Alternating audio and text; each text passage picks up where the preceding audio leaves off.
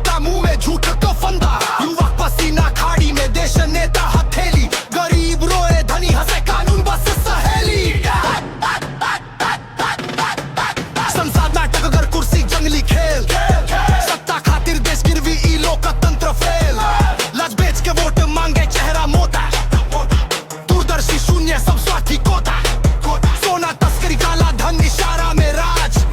न्याय खोजे निर्मल आज मिले बस आवाज, कानून नाइन टाइम फिस पहुंच वाला राजा, ई कैसन शासन ई कैसन शासन, लूट के सीधा लूट ई सिस्टम पूरा गंदा, जनता का सपना टूटे नेता अपन धंधा, लूट के सीधा लूट ई सिस्टम पूरा गंदा, जनता का सपना टूटे नेता अपन धंधा, डिग्री हाथ में नौकरी गायब,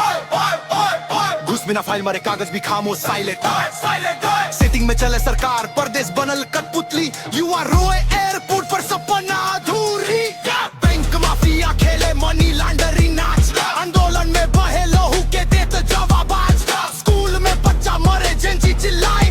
जिम्मेवारी पूछे जन सब नेता छुपाए, लूट के छीता लूट ये सिस्टम पूरा गंदा, जनता खून चूसे नेता मुंह में झूठा का फंदा, युवा पसीना खाड़ी में देश नेता हथेली, गरीब